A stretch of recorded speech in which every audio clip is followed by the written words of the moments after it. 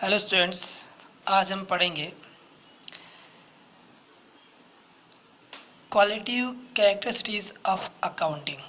Qualitative characteristics of accounting information. क्या है? Accounting informations.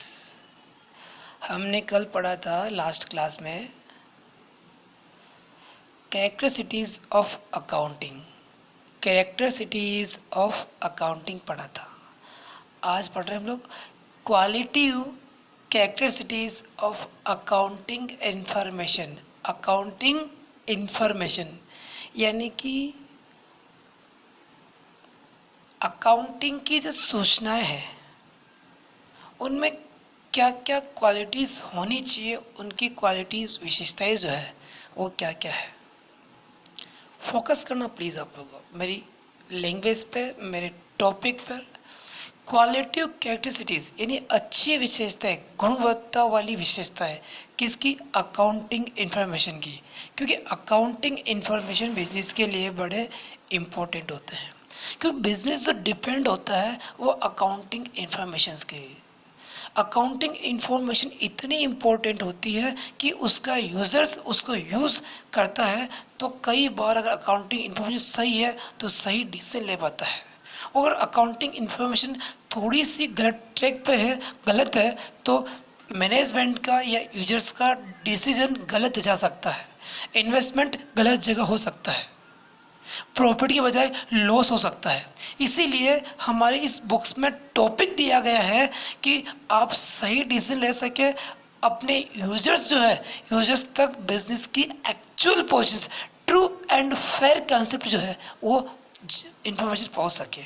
इसलिए हम टॉपिक लिया हमारे पास qualitative characteristics of accounting information, यानी कि लेखांकन की सूचनाओं की गुणवत्ता वाली विशेषता है। लेखांकन की नहीं, लेखांकन की सूचनाओं की अच्छी विशेषता है।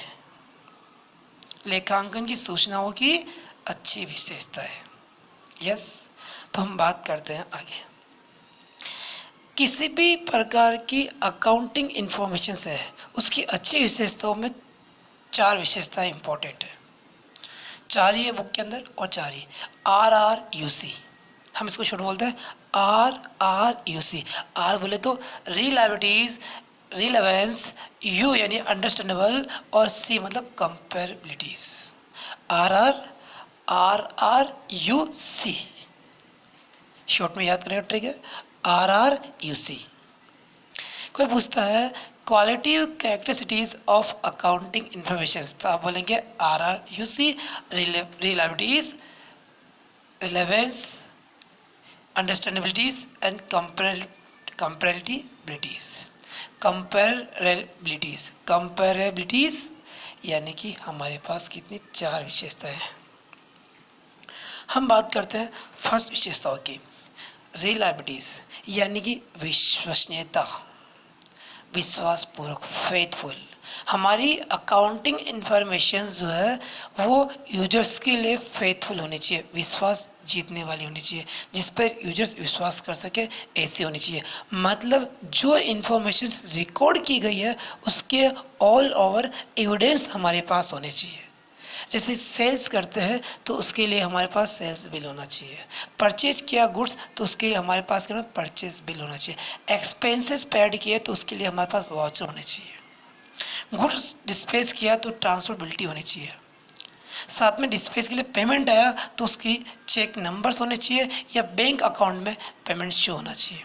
यानी कि सारी इंफॉर्मेशंस जो है वो क्या होनी चाहिए, विश्वसनीय होनी चाहिए।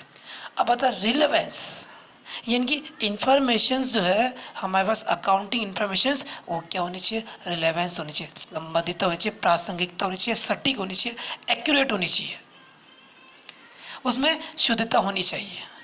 जो इंफॉर्मेशंस हमें यूजर्स को प्रोवाइड करनी है उन इंफॉर्मेशन में क्या होनी चाहिए, प्रासंगिकता, एक दूसरे से संबंध होनी चाहिए। जिस प्रकार का गुड्स का हम बिजनेस कर रहे हैं उसी प्रकार की सेल कर सकते हैं, अदर माल का क्रय विक्रय या सेल्स नहीं कर सकते।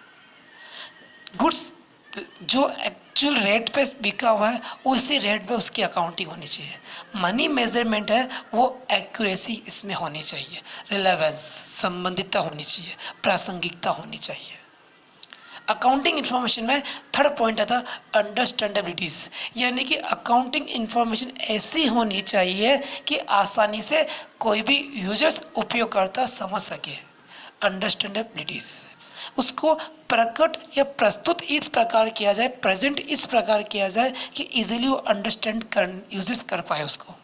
रिप्रेजेंट जो करने का मेथड है अकाउंटिंग इंफॉर्मेशन का, वो बड़ा ही सर्टेन फॉर्मेट में या उसको इजीली फॉर्मेट में होना चाहिए।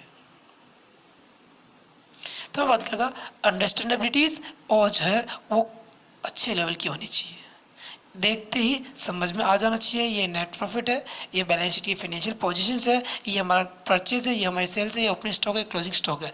इतनी आसानी से समझ में आने वाले क्या होना चाहिए, अकाउंटिंग इन्फॉर्मेशन होनी चाहिए। आगे बात करते हैं कंपेरेबिलिटीज। अकाउंटिंग इंफॉर्मेशन में अकाउंटिंग करते वक्त जो पॉलिसीज है, जो प्रिंसिपल है, जो कंसेप्ट है, जो पॉलिसीज अपने अडोप्ट की है, वो कंटिन्यू चलनी चाहिए। उनमें किसी प्रकार का कंसिस्टेंसी होनी चाहिए, किसी प्रकार का चेंज नहीं होना चाहिए।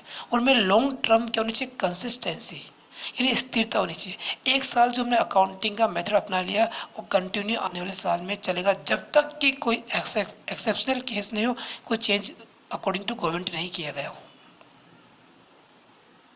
क्या कहा मैंने, कंपेरेबिलिटी, यानी अकाउंटिंग के जो रूल्स है वो हमेशा एक से। ऐसा क्यों, क्योंकि हम अपने ही बिजनेस की लास्ट ईयर से करंट ईयर में क्या करेंगे, कंपैरिजन करें। तो अकाउंटिंग इंफॉर्मेशन ऐसी होनी चाहिए जो 2 इयर्स में क्या हो, जो कंपेयर करने योग्य होनी चाहिए। जो लास्ट ईयर नियम अपनाए वो इस साल नियम अपनाएंगे, रूल्स फॉलो करेंगे हम लोग, तो हम एक साल से 2 साल के क्या कर सकते हैं, कंपेयर कर सकते हैं, हम उनका कंपैरिजन।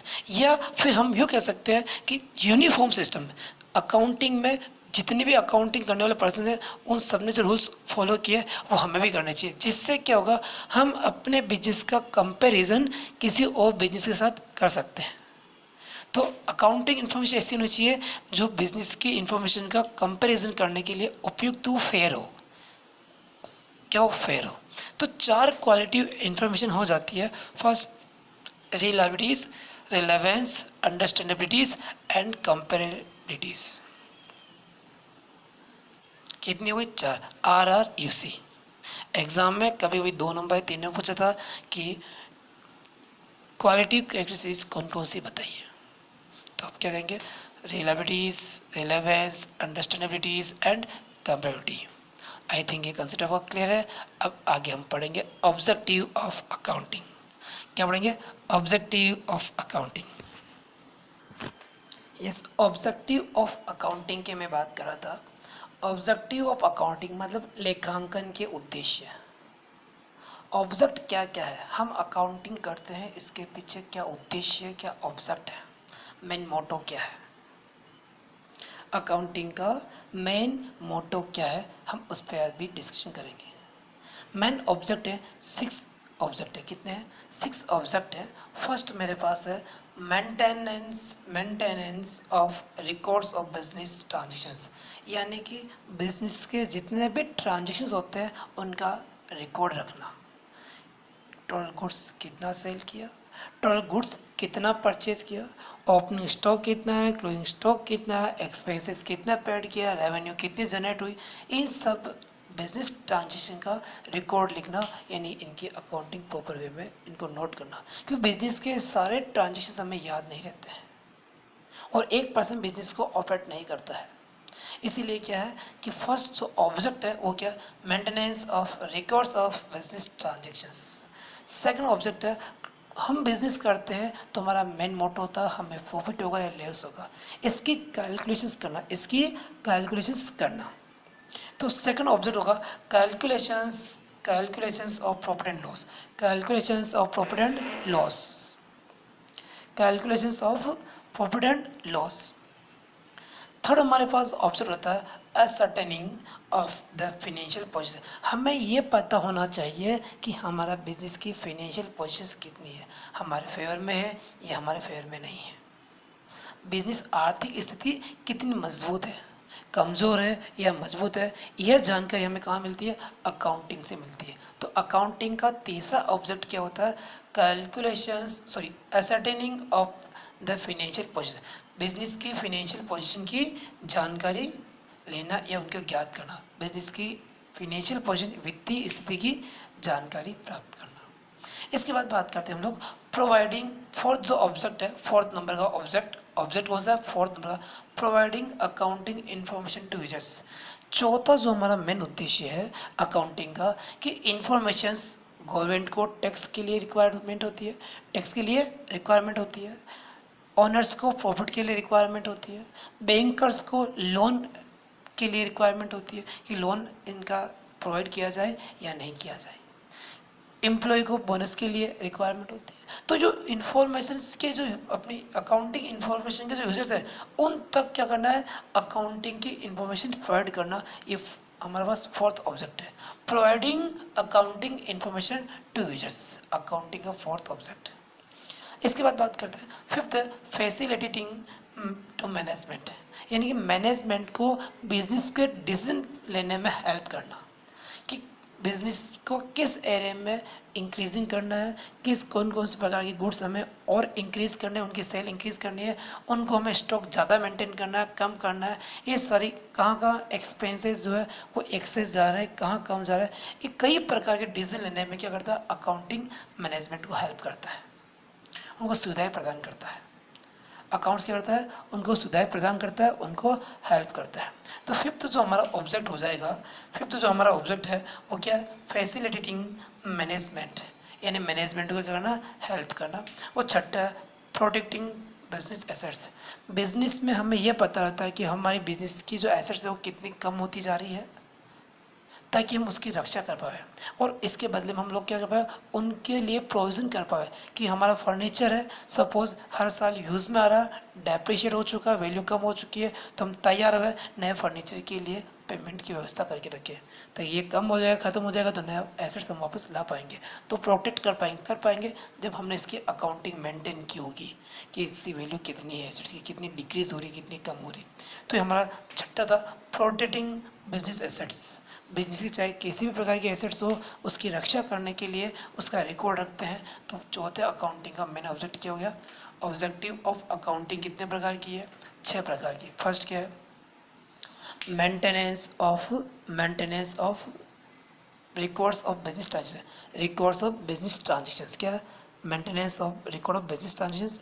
सेकंड क्या, calculations of profit and loss, calculations of profit and loss. तीसरा है क्या, ascertain of financial positions, ascertaining of financial positions। Fourth क्या, providing accounting information to users, providing accounting information to users। फिर क्या हो जाएगा, facilitating to management को या हेल्प टू मैनेजमेंट। और लास्ट हो जाएगा protecting to assets, business assets की करना, प्रोटेक्ट करना, उनको रक्षा करना, उनका प्रॉपर रिकॉर्ड रखना। ये हमारे पास कितने हैं, 6 ऑब्जेक्ट हैं। आप प्लीज़ रिक्वेस्ट स्टूडेंट्स, आप एक एक वीडियो को कम से कम 3 बार देखें, इनको नोट करें, जब मैं इन्फॉर्मेशन डालता हूँ वो नोट करें।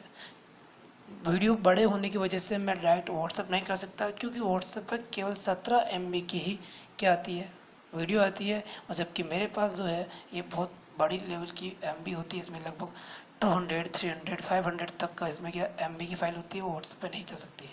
बट मैं जो आपको यूट्यूब लिंक भेजूँगा उसे आप ज़रूर देखिए, वो कम से कम 3 बार देखिए। कोई डाउट हो तो फिर से रिक्वेस्ट कर रहा हूँ कि आप लोग मुझे व्हाट्सएप के थ्रू इंटीमेट करें। Okay students, thank you.